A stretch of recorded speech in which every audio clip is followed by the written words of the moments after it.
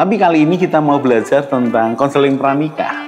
Konseling pranikah itu penting. Kali ini kita akan belajar arti pernikahan. Topiknya adalah tidak ada keluarga yang sempurna. Parenting ini perlu diketahui oleh semua orang, bukan hanya orang tua. Belajarlah menjadi teman yang asik, yang ngobrol, yang menghargai. Family unboxing, membongkar keluarga.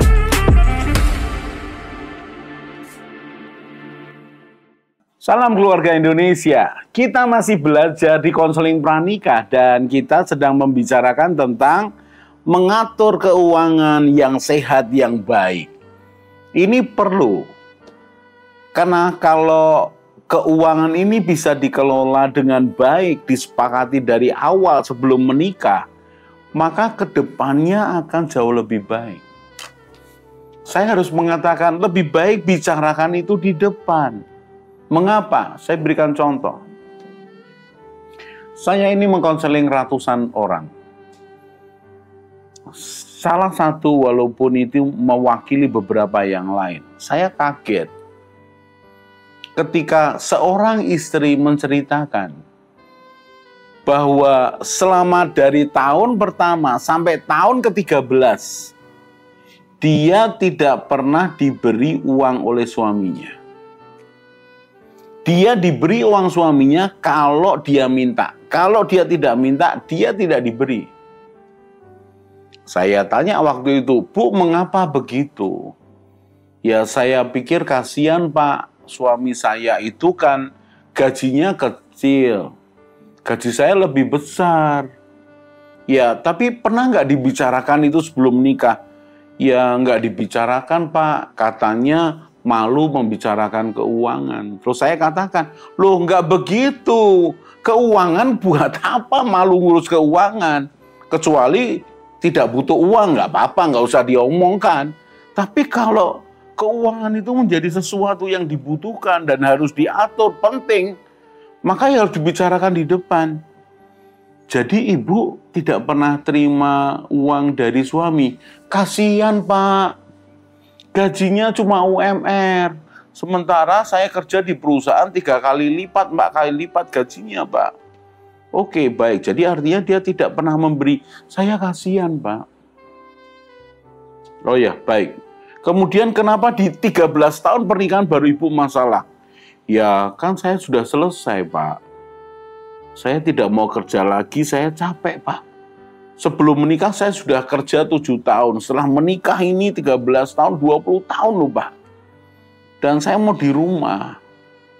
Saya masih punya simpanan Pak, uang. Tapi kok suami saya tidak mau peduli ya Pak? Saya diam. Mengapa? Kondisinya ini bukan kondisi salah barusan. Ini salah dari depan. Karena seandainya mereka mengikuti konseling pranikah dan bicara keuangan yang sehat, maka dibicarakan dari awal. Apa itu yang dibicarakan? Kalau yang sebelumnya saya katakan ada 4 prinsip yang harus dipegang. Terbuka, jujur apa adanya untuk kepentingan bersama, dan didasari kasih sayang, didasari cinta kasih. Pengelolaan uang itu.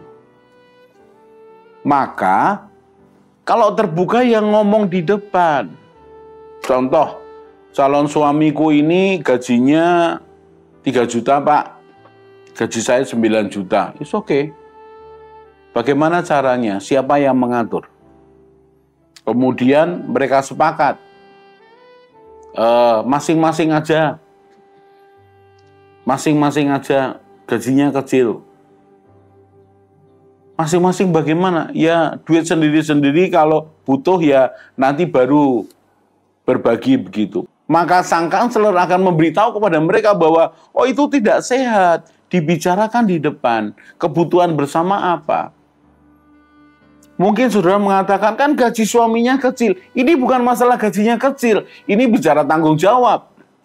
Dan saya biasanya akan mengatakan begini, oke, kebutuhan dasarmu apa? Kebutuhan dasarmu adalah makan, minum, pakaian, komunikasi, pendidikan. Oke, mari dihitung. Maka dihitung oleh mereka. Dihitung oleh mereka untuk beli kebutuhan dapur 1,5 juta. Untuk pendidikan dianggarkan ya 500.000. Karena sedang awal mereka. Kira-kiranya seperti itu. Jadi artinya ini kan sudah 2 juta. Maka saya sarankan kalau kondisinya seperti itu, perhatikan. Kebutuhan dasar rumah tangga harus dipenuhi oleh sang suami. Jadi gajinya 3 juta.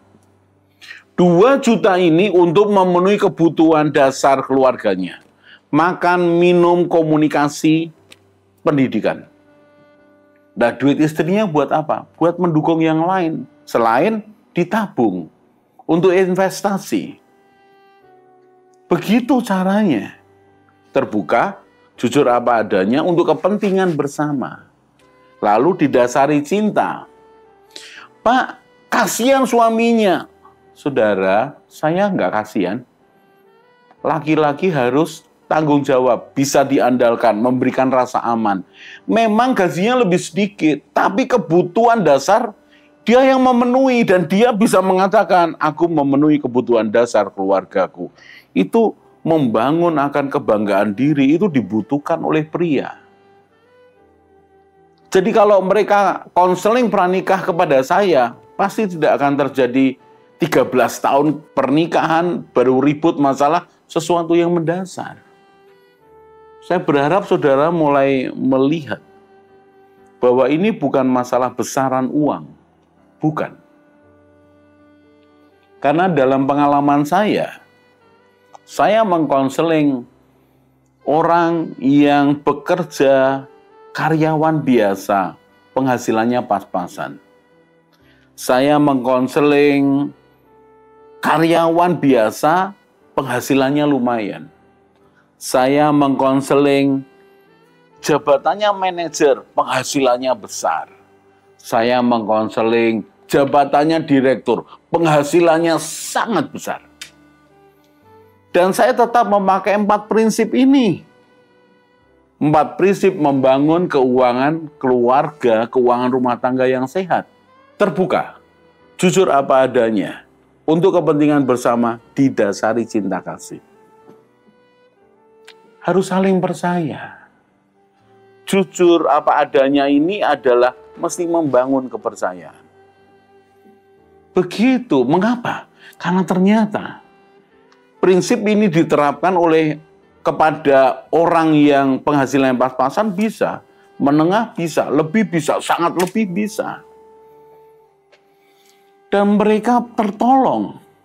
Contoh nih, untuk satu pasang calon pengantin yang saya senang dengan mereka. Mereka sadar bahwa mereka dari kaum kecil, biasa. Yang satunya itu penjaga toko. Gajinya nggak sampai 1 juta waktu itu. Gajinya 800.000. Kemudian calon suaminya gajinya itu 1,2 juta. Tahun berapa Pak? Oh tahun sekian, sudah lama sekali. Tapi mereka bertekad untuk menikah. Jadi mereka berhitung. Saya pakai prinsip yang sama. Terbuka. Lalu mereka mulai bicara soal kebutuhan harian, kebutuhan mingguan. Bagaimana caranya mengatur keuangan mereka dengan baik.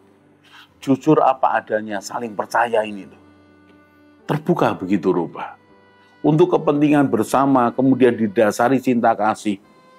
Buat saya top. Kenapa? Dibicarakan apa adanya kok. Ketika mereka memutuskan kos suami istri, karena mereka belum bisa kontrak. Kos suami istri, mereka mengatakan begini. Pak, kami dapat kos, Pak. 275.000 suami istri. Kaget saya. Hah, yang benar 275. Kalian dapat apa? Dapat 1 kamar, Pak. Agak lumayan besar. Ukurannya 3 kali 4. Wow, terus depannya ya itu Pak, depannya itu hanya bisa buat jalan Pak. Motor kami parkirkan di pojok sana Pak. Kamu nggak ada masalah? Nggak ada masalah kok Pak. Nggak ada masalah.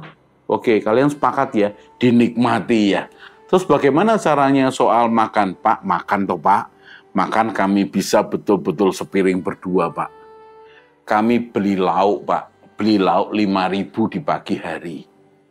Kami makan berdua Pak. Nasi kami buat sendiri. Mereka membangun impian mereka bersama. Tapi saya sangat senang. Mengapa? Mereka terbuka. Jujur apa adanya. Dan untuk kepentingan bersama. Singkat cerita ya, saya lompat dulu ya, karena saya kemudian lama tidak ketemu mereka. Saya ketemu mereka mungkin kira-kira 12-13 tahun kemudian. Saya ketemu suaminya, ketemu dengan 2 anaknya, dan diceritakan sudah punya rumah sendiri, sudah punya usaha kecil-kecilan sendiri. Tapi lupakan yang itu, saya mau kita melihat. Perhatikan loh. Sederhana loh. Kan yang penting dapat penolong yang sepadan. Sementara konselingan saya yang lain. Hampir mirip waktunya. Karena saya kalau ngonseling waktu itu bisa 4 atau 5 pasang dalam kurun waktu yang sama. Dalam waktu 6 bulan itu. Jadi kalau saya memberikan konseling ya saya jadwal seperti itu dokter. Kamu jam sekian sampai jam sekian, kamu jam sekian sampai jam sekian. Nah mereka berdua itu di fase yang sama. 1 pasang. Apa itu? Mereka mau menikah. Bagaimana keadaannya?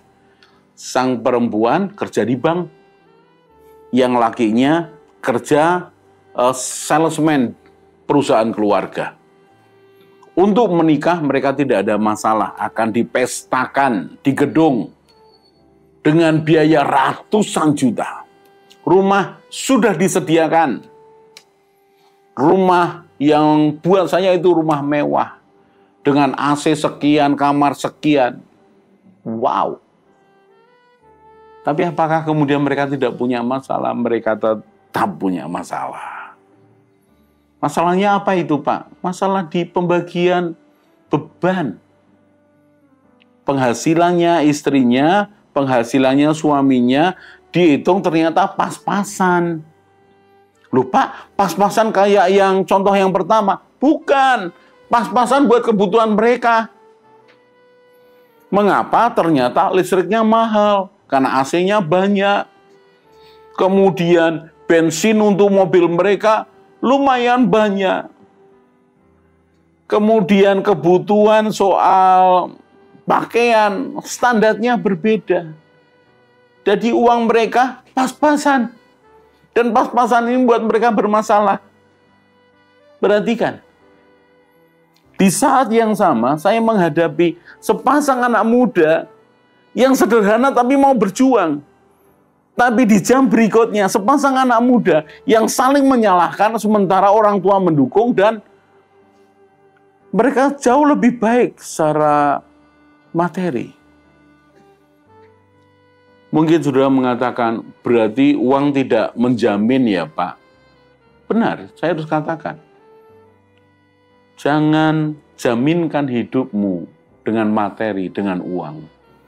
Jangan beranggapan uangmu banyak pasti, kemudian hidupmu beres. Kita akan lanjutkan bicara soal keuangan yang sehat di segmen berikutnya. Salam keluarga Indonesia. Hai keluarga Indonesia, mau cari tahu lagi tentang pranikah, pernikahan, keluarga, parenting, mertua menantu, dan juga family unboxing? Kalian bisa lihat di video-video lainnya. Jangan lupa untuk share, klik subscribe, dan juga klik tombol bell supaya kalian tetap update di channel ini.